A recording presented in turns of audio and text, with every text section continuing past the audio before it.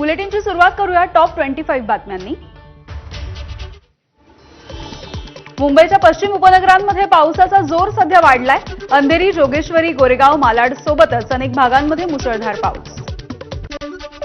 मुंबईमधील वसई विरार शहरासह ग्रामीण भागामध्ये मुसळधार पावसाची हजेरी। सखल भागांमध्ये पाणी साचल्यामुळे रस्ते पाण्याखाली। वसई विरारमध्ये सकाळपासून पावसाची संततधार सुरू आहे। नालासोपारामधल्या सखल भागामध्ये पाणी साचायला सध्या सुरुवात झाली आहे। रायगडमधल्या खुटळवाडी, बामनगाव आदिवासी वाडीची अजूनही खडतर पायवाट। नदीवरती पूलच नसल्यामुळे भर पाण्यामधून करावा लागतोय जीवघेणा प्रवास। नांदेडमध्ये नागरिकांचा पाण्यामधून बैलगाडा घेऊन प्रवास। ग्रामस्थांना ओढ्याच्या पुरामधून मार्ग काढावा लागतोय। या घटनेचा व्हिडिओ बनवत स्वतः गावकऱ्यांनी प्रशासनाला रस्त्याची सोय करण्याची मागणी केली आहे।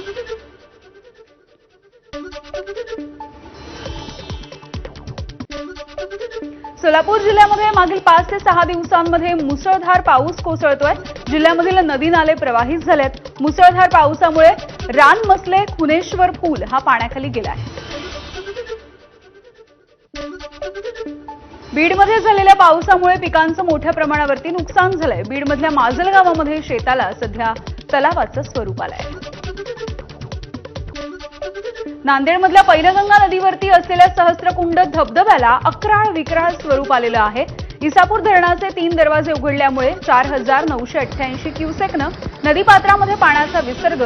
त्यामुळे नदीकाठावरच्या लोकांना सतर्कतेचा इशारा।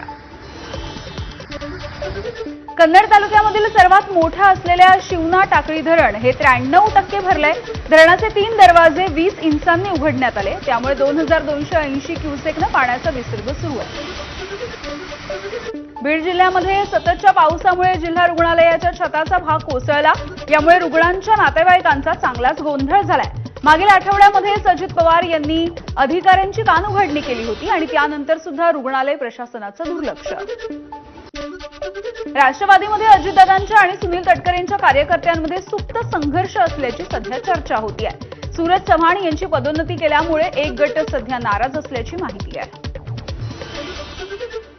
काही काय झालंय, काहींना असं वाटायला लागलं की आपण फारच मोठे नेते झालो आणि सगळा मक्ता त्यांनाच दिलाय महाराष्ट्राचा, असं वागायला लागलेत काही जण। ठीक आहे, जसा त्याचा तो अधिकार आहे, परंतु ज्यांनी त्यांनी आपला पक्ष सांभाळावा, इतर पक्षांच्या मध्ये नाक उपसायचं कारण नाही। त्यांना वाटायला लागलंय आपण खूप मोठे नेते झालो, पण रोहित पवारांनी आपला पक्ष सांभाळावा।